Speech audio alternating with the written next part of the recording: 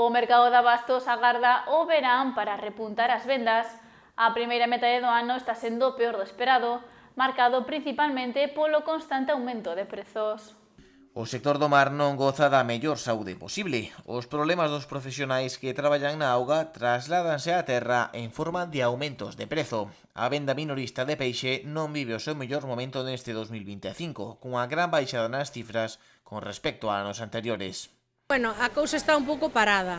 A verdade é que está costando bastante traballar, manternos está costando bastante, está bastante parado. A verdade que non como outros anos, nada que ver.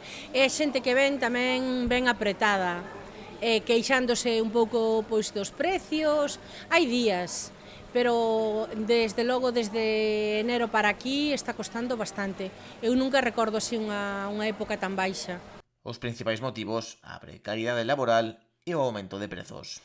Home, non, pero eu creo que tamén é un pouco a situación que se está vivindo. Todo está moitísimo máis caro, a xente cada día costalle máis chegar a final de mes, os precios tamén a veces son caros, a cousa está un pouco complicada para todos. Moitos establecementos minoristas aseguran que rebaixar o prezo de venta ao público eliminaría os seus beneficios. Apuntan a situación nas lonxas como motivo para non poder ofrecer prezos máis baixos. Si os precios xa van tan caros na lonxa, nós temos que comprar, temos que ganar algo.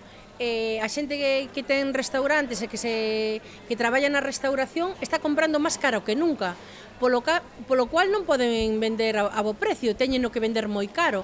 Eso, ao fin e ao cabo, a xente bota para atrás.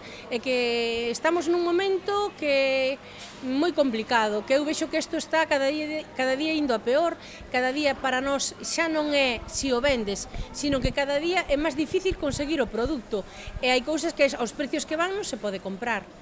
As principais vendas están a darse co peixe azul, como os xureis.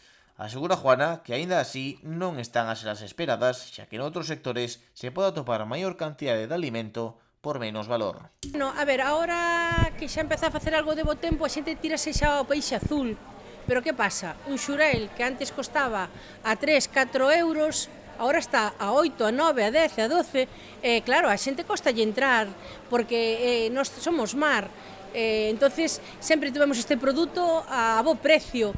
Entonces todo isto, o que fan co tema das capturas, co tema dos paros e con todo, pois todo isto influye. Entonces claro, a xente non ven aquí ao mercado e che compra todo o mundo xurel para o forno, por exemplo, a 14 euros o kilo ou a 15.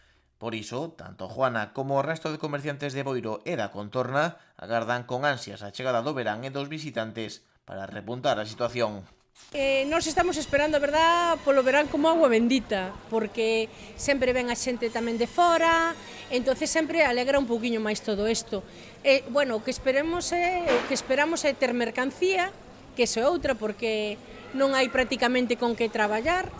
Entonces, se non temos ameixa, se non hai centolas, se a nécora non hai, se non hai camarón, se os peixes van caros, bueno, pois ao mellor nos temos que plantear outro tipo de vida ou ser positivos bueno, que todos entremos un pouquiño en razón, que as cousas podan alcanzar, as familias podan poder chegar a comprar, porque non é aquí solo no mercado, no supermercado é igual, a xente estamos que non podemos máis.